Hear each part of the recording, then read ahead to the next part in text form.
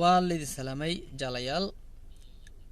Mas-uul ka tirsan dowladda Kenya ayaa digniin u jeediyay ciidamada dowladda federaalka Soomaaliya kuwa dandaansi ku hayaba uu ciidamada difaaca KDF ciidamada loo yaqaan weerar bam gacmeed oo ka dhacay magaalada Mandera asigoo ka hadlayay booqasho rasmi ah oo ku tagay gobolka dhanka xuduudka waqooyi bari Kenya.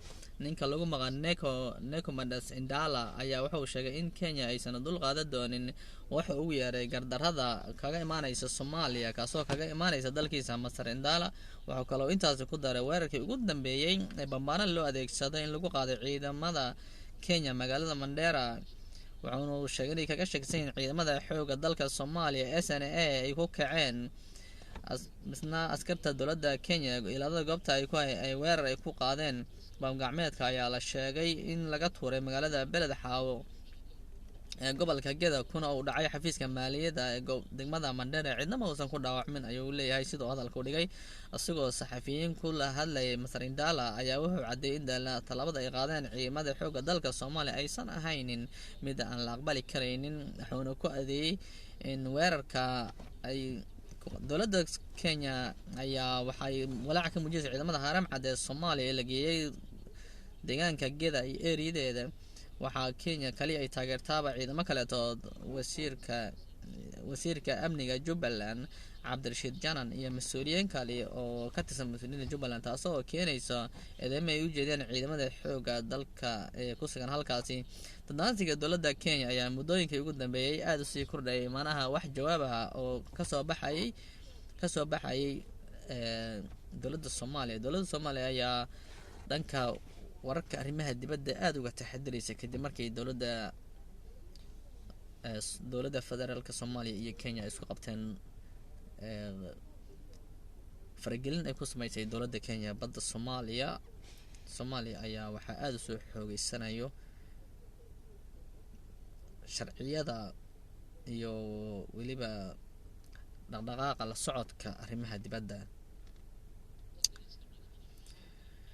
taraska ciidamada Mareykanka oo u qaabilsan dhanka ee loo yaqaan Africom ayaa iyaguna waxay qareen in duqeynay Soomaaliya ka fuliyeen ay ku dileen dad rayid ah halkaasi. warbixin 3 biloodba hal mar la soo daayo oo loogu talagalay in si hufan loogu baaro wararka sheegaya in dad rayid lagu dilay in Mareykanka Soomaaliya ka dilay dad rayid ayaa waxaa lagu eedeeyay duqeyn dhacday 23 Febraayo 2019 in lagu dilay qof rayid ah. sidoo kale waxaa warbixinta lagu sheegay in 3 qof oo kale lagu dhaawacay ayagana deegaanka Kunya Barrow oo ka tirsan Shabeellaha Hoose. taliska ciidamada Mareykanka ee qaaradda Afrika ayaa warbixintan ku sheegay inay aad ugu xun yihiin dadka rayidka ee ku dhintay duqeymahaasi iyo dhaawaca. waxay dhaheen dhimashada iyo dhaawaca soo gaaray dhimashada ayaa waxay ka dhacday meel ciidamada Al-Shabaab ay ku kaydiyaan halkaasi waxaa loo yaqaano madaafiicda iyo weliba hubka qaaska ay kula dagaalamaan ciidamada federaalka Soomaaliya iyo dadka rayidkaba. eedeymo ay sheegayaan in duqeymo ay fuliyeen ciidamada Mareykanka ee lagu bartilmaamay Al-Shabaab inta badan waxay ka soo gaareen dadka rayidka balse warbixintu waxay meesha ka saartay warbixin eedeymo oo Afrika lagu jeeday halkaasi. waxay saqratay 5 qof kuwaas oo 2 kamid ah ay ahayd dad rayid ah.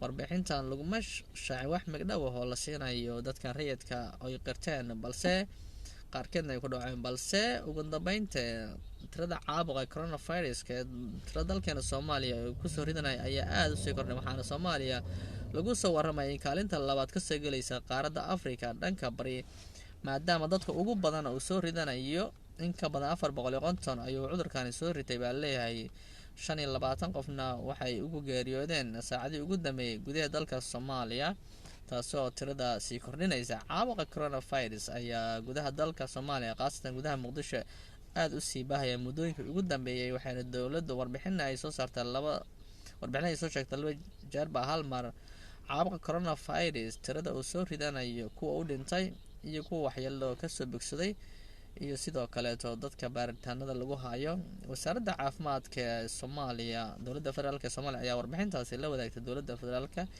waxaa iminka soo kordhaya inuu caabuqan aad ugu sii kordhayo iyadoo saadaasha la bixinaya ay halista ugu badan ay soo wajahaan dadka waayeelada iyo kuwaas cudurrada qaba macaanka ee sakarowga loo yaqaano iyo dhiikarka.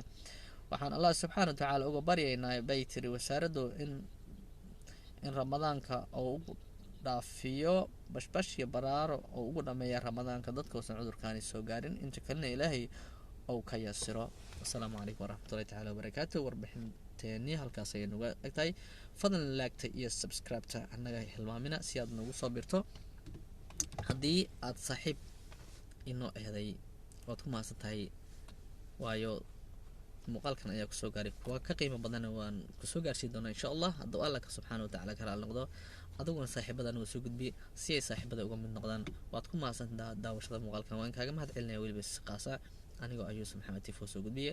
asalaamu calaykum waraxmatullahi tacaala wabarakaatu. mahadsanidin.